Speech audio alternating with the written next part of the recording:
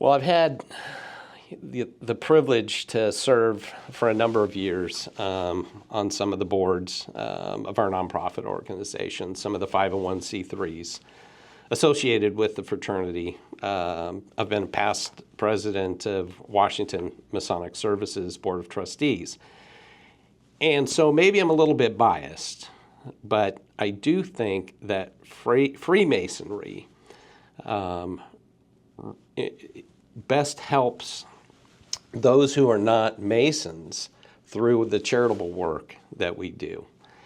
The amount of good that comes out of our fraternity, finds its way out into the community. Yes, by all of those individual touches that each of us as men and Masons carry outside of the lodge, into the outer world. But where we're very focused and where we articulate how we best work and agree is through our intentional process of being charitably minded through Washington Masonic Services.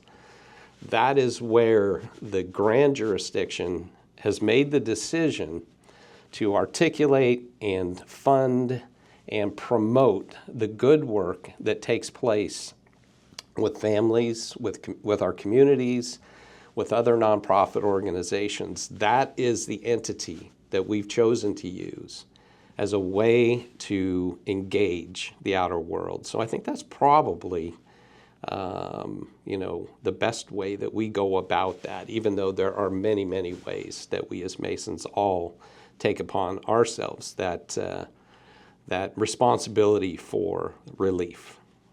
I think that being part of a fraternity, that we have core values, sharing those values with the individuals and communities, we can improve the way they live.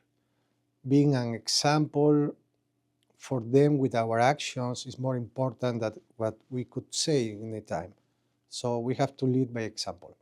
That's a great question. And the way that I think we best help individuals or families, lodges, and our communities is by being there for each other, by being an accepting community of folks who are genuinely interested, not self-interested, but interested in the welfare of each other, by serving and being able to get to know Masons and brothers and sisters and families at all different stages of life has been one of the great privileges that I've had in Freemasonry.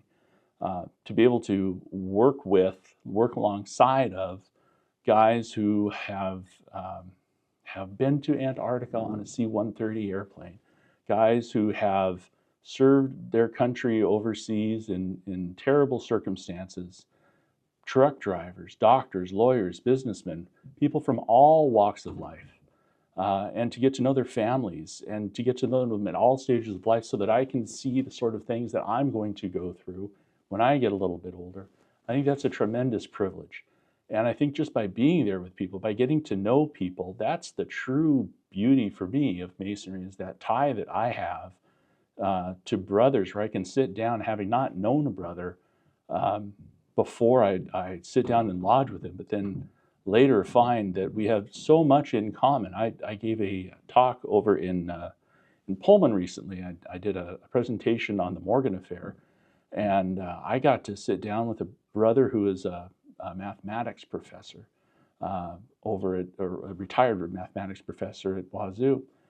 What a great gentleman and what a great brother. And we had so much in common and had nothing in common at all. And it was just amazing. So I think how it best helps individuals, families, lodges, our communities is by giving that glue that we have between one another so that we can have that network of support, that network of listening, of understanding, of friendship. That's how I think how Freemasonry best helps each other. Because by doing that, by being that difference in another person's life, that's where some of the magic is.